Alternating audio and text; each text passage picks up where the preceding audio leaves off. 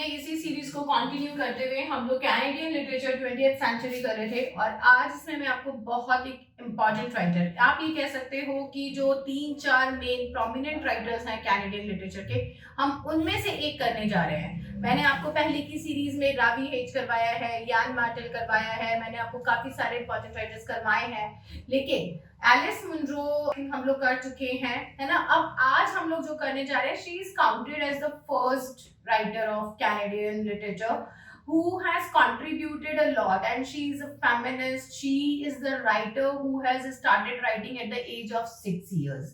Now the question is, who is she? Who is the main writer of Canadian literature?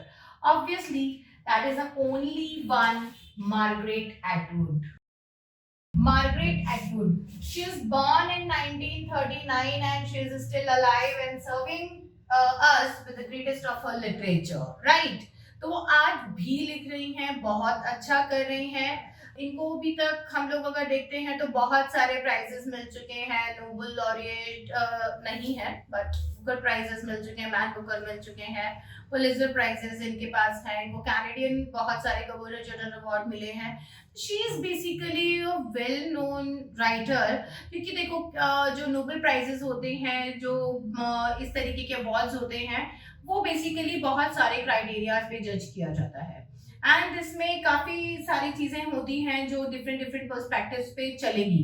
तो ना यहाँ पे अगर हम देखते हैं तो ये राइटर ऐसी राइटर हैं who is contributing in almost all the fields. इन्होंने कुछ होलोकॉस्ट के ऊपर भी लिखा है, इन्होंने यूटोपियन लिटरेचर लिखा है, इन्होंने डायस्टोपियन लिटरेचर लिखा है, इन्होंने फ्रंटियर मिथ के ऊपर लिखा है। बेसिकली जो गैरिसन्स मेंटालिटी इन्होंने अपने नॉन फिक्शन के अंदर एक्सप्लोर की है, उस गैरिसन्स मेंटालिटी को इन्होंने यहाँ पे वेल बिहेव तरीके से, वेल मैनेज तरीके से अपने सारे फिक्शंस में भी मेंटेन किया है। तो she is a feminist, she is a proto feminist, she is a person who has counted, who has prepared the literature in a proper way, like in a way which we can say that all the things, all the points of the garrison mentality and the Canadian landscape is being covered in her literature. तो ये कोई regional writer नहीं थी Alice Munro की तरह। जैसे Alice Munro ने केवल एक ओंटारियो को लेके, उसके विलेजेस को लेके, उसके हिली रीजन्स को लेके, वैलीज को लेके लिटरेचर लिखा है, बट मार्गरेट एटवुड ने ओवरऑल एक्सप्लोरेशन किया है। ठीक है, उनके कैरेक्टर्स एक बहुत बड़ी रेंज के कैरेक्टर्स हैं और इन्होंने स्प्लिट पर्सनालिटी से लेके हर तरीके की चीजों के अंदर डील करा है।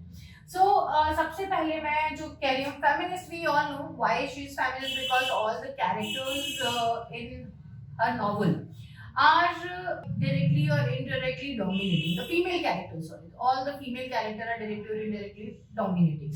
तो इनका जो फर्स्ट वर्क है जो हमें देखना है इसके अंदर, वो आपका आता है the edible women. The edible women and this is published in 1969। ये जो इनका वर्क है that comes in the category of proto feminism, that comes in the category of proto feminism. What is proto-feminism? Proto-feminism is something like which we can say the stream of feminism is there, but the people who are into that stream don't know about it, right?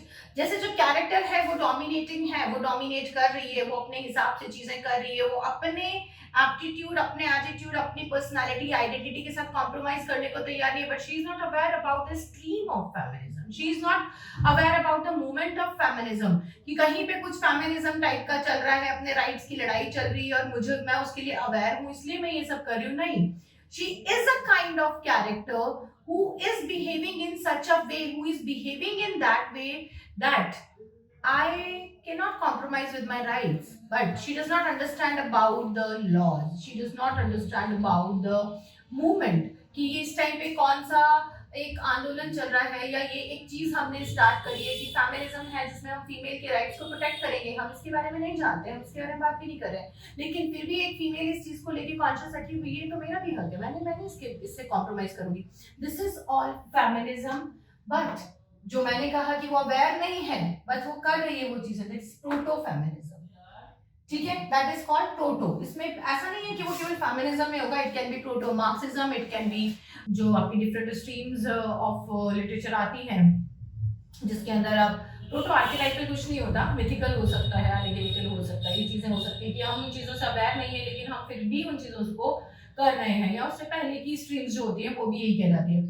1969 तक ऐसा नहीं है कि feminism नहीं आया था, 1969 तक feminism आ गया था, लेकिन इसकी जो कैरेक्टर है, she does not belong to the stream of feminism, वो ये चीजें नहीं जानती है, बट वो इन चीजों को यहाँ पे इम्प्लीमेंट करिए। फॉर एग्जाम्पल, आप बहुत सारे ऐसे सीरियल्स देखते होंगे, आपने बहुत सारी ऐसी मूवीज देखी होंगी जिसमें फीमेल एक डोमिनेटिंग कैरेक्टर है, राइट। अभी रिसेंट आई है एक सीरीज आपकी डिम्पल कपाड़िया की आई है, सास बहू एंड फ्लेमिंगो। उससे पहले आपने बालिका वधू देखा होगा, उसमें अम्मा जी का रोल देखा होगा। एक लाडो करके सीरियल आता था, वो आप लोग अगर देखते होंगे, वो भी राजस्थान हरियाणा की सेटिंग्स पे था, और उसमें भी जो फीमेल थी वो डोमिनेटिंग थी, लेकिन वो दूसरी फीमेल्स को सब्जुगेट कर रही थी, बट अपने राइट्स को लेके अवेयर थी कि तुम मेरे जो मेल है, जो फीमेल है, सब उनका कहना मानेंगे, पर वो किसी का कहना नहीं मानेंगी, वो अपने हिसाब से चलते हैं, because she is the eldest woman and she want to bound everyone and she is aware about her own rights also. That is called proto feminism, जिसमें फीमेल दूसरे के राइट को लेके कुछ लेना देना नहीं है, बट अपने आप को लेके कॉन्शियस है। सास बहू एंड फ्लेमिंगो का मुझे बहुत ज्यादा आइडिया नहीं है, अभी मैंने नहीं देखा है, बट यहाँ पे एक ऐसे कैरेक्टर्स को दिखाया जाता है who belong to rural or who are illiterate or who are enough illiterate to understand things but does not understand about the particular idea or the movement, but they are implementing it in their works, तो उसे बोलते हैं हम proto. ठीक है, proto Marxist जो already labours के लिए डाउन क्लासेस के लिए लड़ रहा हो, लेकिन वो कोई लॉज नहीं जानता, वो कोई चीजें नहीं जानता, लेकिन वो इन चीजों के बारे में काम कर रहा है, उसे बोलेंगे हम proto Marxist. Similarly proto feminist. ठीक है, तो यहाँ पे जो कैरेक्टर है वो यहाँ प्रोटो फेमिनिस्ट है। Okay, she is the character जो यहाँ पे she is pure vegetarian and she doesn't like her friends also to eat non-vegetarian food especially in front of her। तो पहले ये चीज केवल इतनी है कि भाई मैं नहीं खाती हूँ, मुझे पसंद नहीं है, मेरे सामने मत खाइए। उसके बाद ये चीज जब उसका बॉयफ्रेंड आता है पीटर फुटलेटर, तो मार्गरेट नाम है इसमें इसका, तो शी डजंट लाइक, एंड उसके बाद वो अपने बॉयफ्रेंड को भी नहीं कहती है कि नहीं पर आप नहीं खाओगे, ही लाइक टू ईट, बट वो उसको नहीं बताता, खाता है कुछ है कुछ है। Time to time she used to check on him, वो नॉन वेजिटेरियन फूड खा रहा है नहीं खा रहा है, otherwise she is ready to take a breakup with him, and he loves her so much, वो अपनी रूममेट को भी नहीं करने देती ये सब चीजें। तो this is the kind of character she is here. So one day just to put her into such thing, उसका ये जो cynic nature है कि she doesn't eat a kind of food and she doesn't want everyone around her to give up for that, कि वो लोग भी ना खाएं क्योंकि वो नहीं खाती है।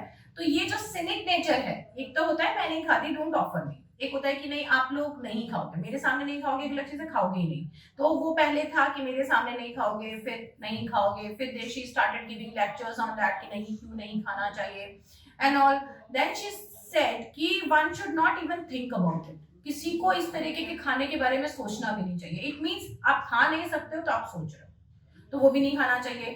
Then she went on the another level is like कि अगर आप एक टॉफी भी किसी ऐसी शेप में खा रहे हो, इट मीन्स कि आप वही चीज खाना चाह रहे हो, इसलिए आप उस टॉफी की वो शेप खा रहे हो। For example if someone is eating a jelly of fish shape, तो इज लाइक कि तुम फिश खाना चाह रहे थे इसलिए तुम वो फिश शेप की खा रहे हो। अगर तुमको फिश नहीं खाने, if you are not interested in taking non veg, तो आपको फिश शेप का भी कुछ नहीं खाना है।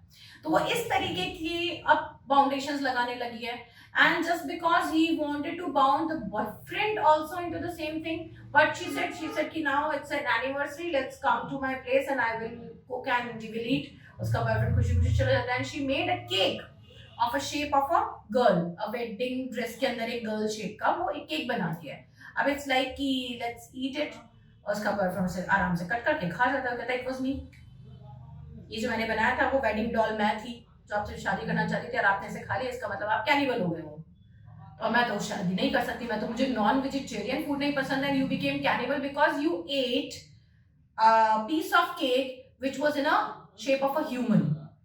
तो he declared him a cannibal and take a breakup. तो ये एक तरीके से साइकोलॉजिकल लेवल किसी चीज का इंक्रीज हो गया था, but she was so much adamant in her rules, in her values, that she wanted to go with that only, कि मेरे को बस इसी तरीके से करना है, मैं इसमें कॉम्प्रोमाइज नहीं करूंगी, सामने वाला भी नहीं कर सकता। That is what proto feminism is, that is what edible women. अब मैंने ये पूरी स्टोरी आपको क्यों बताई, मैं आपको बोल भी सकती थी बेटा इसको पढ़ लीजिएगा जैसे मैं बाकी के वर्क्स बताती हूँ, इसलिए बताई so that I can clarify this term to you. I can give you an example what kind of stories Margaret Atwood is writing. वो केवल ऐसा नहीं है कि फीमेल को प्रोटैगनिस्ट बनाया है तो फीमेल के ही बारे में लिखेगी, या जैसे इंडियंस में होता है या शेक्सपियर ने दिखाया कि सब कुछ फीमेल के अराउंड घूम रहा है, फीमेल को एक फ्रगाइल सी चीज बना दी है कि उनको बस हैंडल विद केयर करना है। नहीं, they can be wrong, they can be wrong, they can psychological ill, they can be in such kind of mode that they need treatment, they need care. तो उसने वो दोनों ही चीजें दिखाई है। she was caring for her roommate and the boyfriend very much, but on the other hand she was somehow posing the things on them, उसको उनके ऊपर लाद रही थी, उनको फोर्स कर रही थी उन चीजों के लिए। that is proto feminism. Okay, right? So this is how she was writing. This was one phase of her writing. In my next video I will go for the another one and will give you the other works, fiction and non-fiction also. Stay tuned. Good luck. Bye bye.